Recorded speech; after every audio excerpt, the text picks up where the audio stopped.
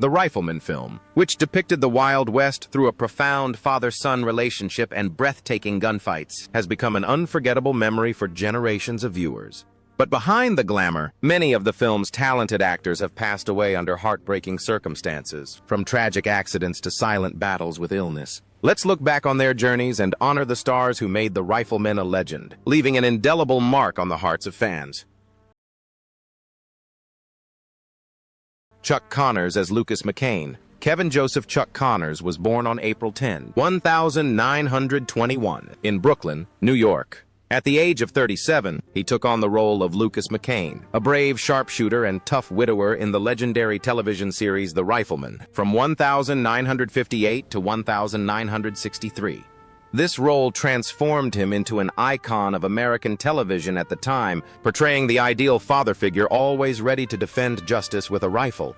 But behind the dazzling spotlight lay a life full of inner conflict, paradoxes, and loneliness. The toughness he displayed on screen seemed to reflect Connor's real-life personality. Hot-tempered, controlling, and distant. Throughout his 40-year career, he frequently clashed with directors and co-stars due to his sudden outbursts and unreasonable demands. Several projects failed because of his stubbornness. Industry rumors suggest that Connors was secretly blacklisted by some studios, a tacit punishment for those deemed too difficult to work with. His personal life was no better. All 3 marriages ended in misery, leaving deep scars on the family. His first marriage, which lasted over 2 decades and seemed stable, ended in bitter accusations. Some of Connor's children publicly criticized him as an authoritarian father who frequently verbally abused them, creating a toxic and hostile family environment. In his later years, those who had once stood by him gradually drifted away, leaving a void that would never be filled. In his final years, Connors battled lung cancer, a disease that reflected the loneliness that had haunted him for so many years. The disease not only ravaged his body, but also deprived him of his ability to work, forcing him to live a secluded life in his California mansion. Once a symbol of success, it had now become a cold, isolated fortress. At the time of his death, Connor's net worth was estimated at around $5 million, including homes in California and Arizona, luxury cars, and royalties from The Rifleman and several other films. However, that wealth did little to alleviate the bitterness of his death on November 10, 1992, in Los Angeles. At the age of 71, Johnny Crawford as Mark McCain. Johnny Crawford was born on March 26, 1946, in Los Angeles. At just 12 years old, the slender boy with sharp eyes took on the role of Mark McCain, the loyal, sometimes impulsive son of Lucas McCain, in the classic series The Rifleman, from 1958 to 1963. That role not only earned Johnny an Emmy nomination at age 13, but also turned him into a national television icon, a child prodigy beloved by all of America. But the very spotlight that brought him fame also consumed his childhood, his youth, and his future. When The Rifleman concludes, Johnny, now an adult, must face a harsh reality. Hollywood has no place for a former child star. The directors who once courted him have turned their backs on him. Big roles never came his way, and his music career only had a few fleeting hits. Trapped between the Little Mark persona and a rapidly changing entertainment world, Johnny sank into a deep sense of alienation. The pressures of unemployment and fading fame pushed him into depression. According to close friends, he sometimes turned to drugs as a temporary escape. His personal life wasn't much better. After marrying his high school sweetheart, Charlotte Samko, in 1995, Johnny hoped to find peace after the storm. But a declining career, poor mental health, and unstable finances put pressure on their marriage. He rarely appeared in public, withdrew from the media, and lived a quiet, solitary life. In his later years, Crawford led a small classical band, performing at private events. Despite his passion, those infrequent performances did little to revive his career or finances. At the time of his death, his net worth was estimated at under $1 million, consisting mostly of remaining royalties and some modest personal assets. In 2019, tragedy struck when Johnny was diagnosed with Alzheimer's disease. Unable to afford treatment, he moved to a nursing home and relied on the support of friends and fundraising efforts organized by fans. In 2021, he contracted COVID-19, followed by pneumonia, which accelerated the progression of his Alzheimer's disease. On April 29, 2021, Johnny Crawford passed away at the age of 75. He died peacefully and sadly at a nursing home, where even his memory had long since left him.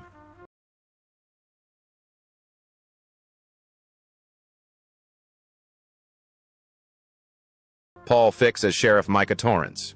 Paul Fix, born Peter Paul Fix, was born on March 13, 1901, in Dobbs Ferry, New York.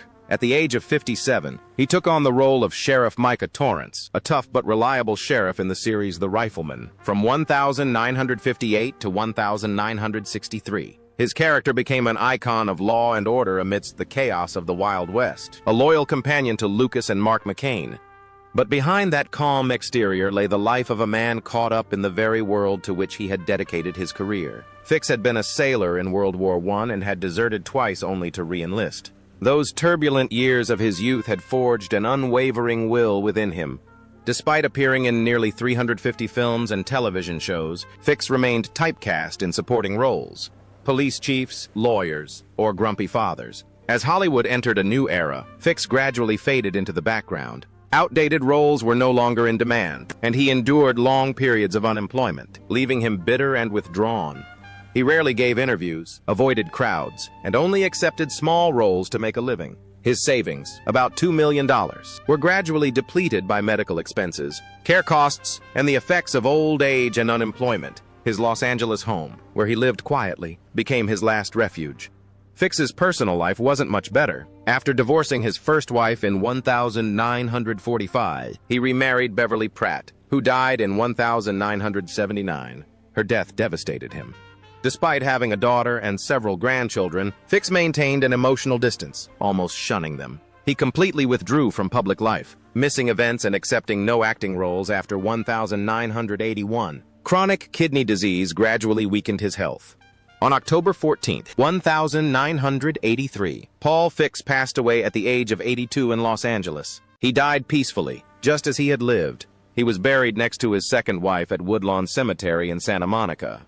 A woman once hailed as the muse of the Wild West. She ended her life in silence, carrying within her a loneliness never seen on screen. Ralph Moody as Dr. Burridge. Ralph Moody was born on November 5, 1886. At the age of 74, he played Dr. Burridge, the kind and experienced doctor of the town, in the film The Rifleman, from 1960 to 1963. With his calm voice and wise gaze, Moody convinced viewers that he truly was the medical soul of North Fork. But his real-life journey was quiet, full of hidden shadows. Before coming to television, Moody spent more than 4 decades touring with theater companies and working in radio. However, when he transitioned to acting in middle age, he unexpectedly became embroiled in a serious professional scandal. An unverified accusation of medical misconduct during his preparation for a role alienated him from colleagues and made him a target for producers. Although never substantiated, the damage to his reputation was immense, and roles became scarce. In his personal life, Moody experienced several failed marriages amid allegations of emotional abuse and over-control. He became estranged from his children and lived in isolation in his later years. Old friends gradually distanced themselves, and with his disappearance from television, he slowly faded into obscurity. Ralph Moody died of natural causes on September 6, 1971, at the age of 84. His net worth at the time of his death was estimated to be under $500,000, primarily from royalties and some modest personal assets. Hope Summers as Hattie Denton. Hope Summers was born on June 7, 1902, in Mattoon, Illinois. At age 62, she joined the Riflemen as Hattie Denton, the kind and considerate postmaster of North Fork. Her character brought warmth and reassurance to the series, portraying a reliable, down-to-earth woman in a dry and chaotic Wild West. But Summers' real life was a silent battle against unnamed wounds. Despite being beloved by fans for her 36 appearances on The Andy Griffith Show, her career remained limited to small, underdeveloped roles. Colleagues noticed that Summers often appeared sad, withdrawn, and avoided social interaction within the industry. After age 60, she struggled to find recurring roles. Declining health affected her work, and she was often cast in eccentric elderly characters, reflecting her own health condition. In her personal life, her marriage to Claude Witherell was once a source of emotional support. However, over time, the relationship broke down due to allegations of infidelity and prolonged family conflicts. After the divorce, she lived alone, rarely appeared with her children, and almost completely cut off contact with her former colleagues. Many believed she suffered from chronic depression, finding no joy in her work or life. In her later years, Summers lived off the income from voicing the character of Mrs. Butterworth in commercials. On June 22, 1979, Hope Summers died of heart failure at the age of 77. She passed away peacefully, without a lavish funeral or extensive media coverage. Her net worth at the time was estimated at around $500,000, primarily derived from a modest apartment and advertising income.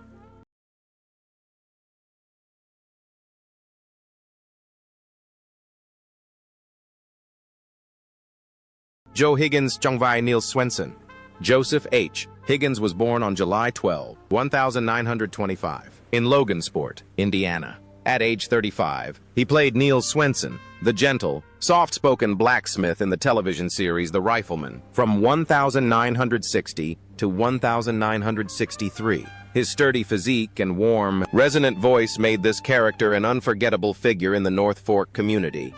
But behind the camera, Higgins was a man scarred by many flaws. Well-educated and holding a Ph.D. in philosophy, Higgins began his television career with great promise.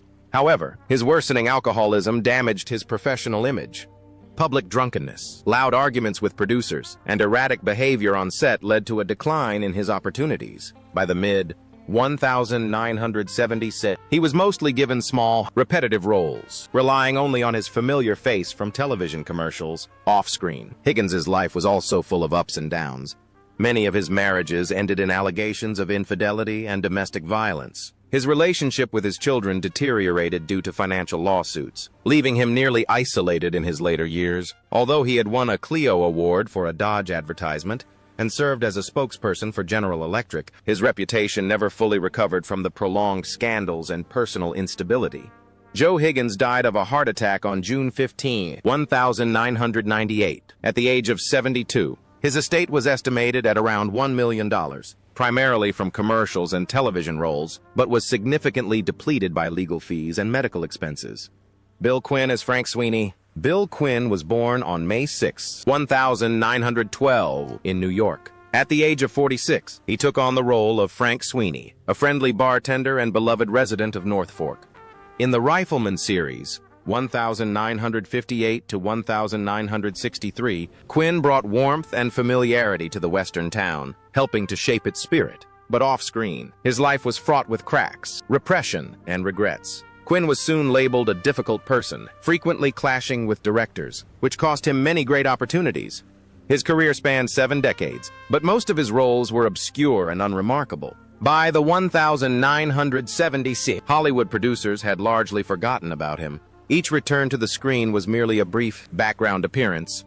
As he got older, he appeared less and less in public, quietly distancing himself from the very industry he had helped shape. The pressures of work affected his family life. His marriage to Mary Catherine Rodin, once admired in Hollywood, began to crumble under the prolonged pressure.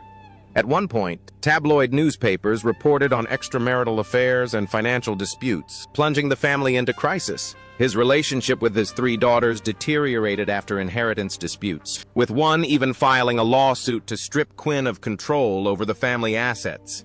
A devastating blow to a father who had shouldered all the burdens. Bill Quinn died on April 29, 1994, just 1 week before his 82nd birthday.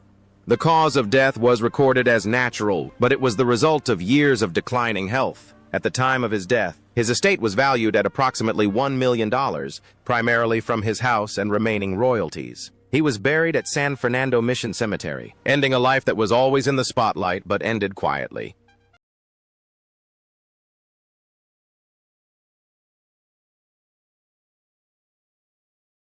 Patricia Blair as Lou Mallory. Patricia Blair, whose real name was Patsy Lou Blake, was born on March 15, 1933, in Fort Worth, Texas. At the age of 29, she made her mark in the television series The Rifleman 1962-1963 as Lou Mallory, a beautiful and strong businesswoman who brought new life to North Fork in the final season of the show. With her sharp looks and authoritative demeanor, Blair was considered a potential new female icon in the Western genre.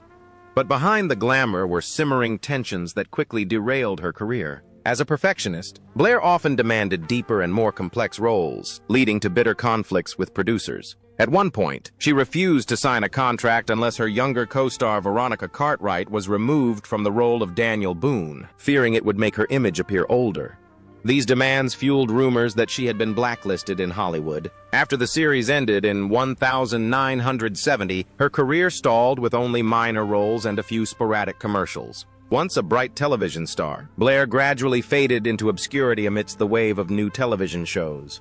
Her personal life was also tumultuous. Her marriage to businessman Martin Kolber ended in 1993 amid financial disputes and allegations of emotional abuse. Rumors circulated about a custody battle and mental breakdown.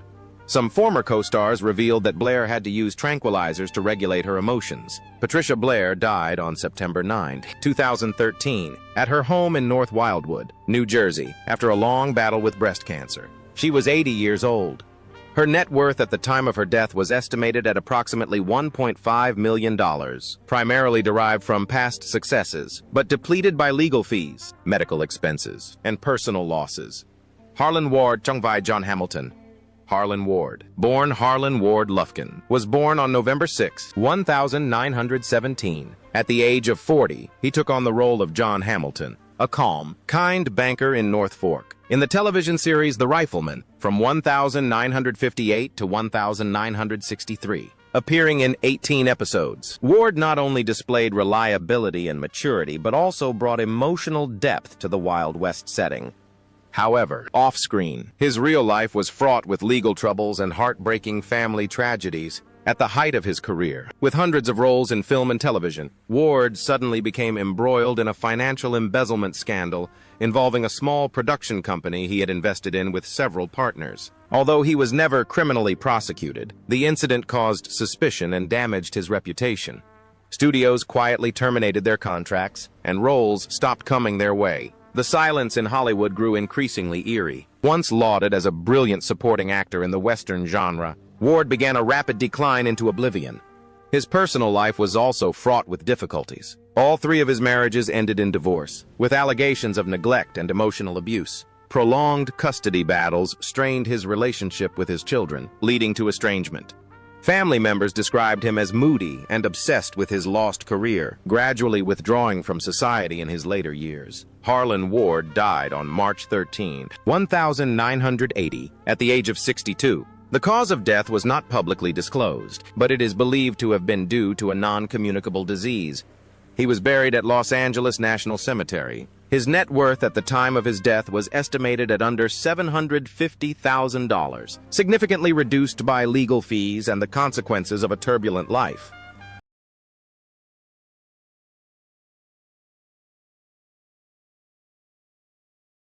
Joan Taylor as Millie Scott. Joan Taylor, whose real name was Rosemary Emma, was born on August 18, 1929, in Geneva, Illinois. At age 31, she joined the Rifleman from 1960 to 1962, playing Millie Scott, the charming saleswoman and the only woman who truly softened Lucas McCain's heart. Taylor quickly became a fan favorite, but when the lights went out, her life took a turn for the worse, filled with more sadness than applause. Paramount had high hopes for Taylor's fame, even insuring her legs for $100,000, a sign of the early attention she received. But after The Rifleman, her career slowed down, partly due to her own choices, as she took a break to care for her family, and partly due to rumors of her erratic temperament and allegations of substance abuse. Producers became cautious, and acting opportunities dwindled. In her private life, Taylor suffered greatly. Her first marriage to Leonard Freeman, creator of the Hawaii Five-0 series, brought her career success but was fraught with personal turmoil. Following Freeman's death in 1974, she took over the production company under the name Rose Freeman. However, financial pressures, legal disputes, and a growing distance from her three daughters left her mentally exhausted. Her second marriage to director Walter Grauman ended after only 4 years, leaving her once again living alone in her Santa Monica mansion. Santa Monica. Joan Taylor died of natural causes on March 4, 2012, at the age of 82. Her net worth was estimated at approximately $2 million, primarily derived from her Santa Monica home and intellectual property rights related to the Hawaii Five-0 television series.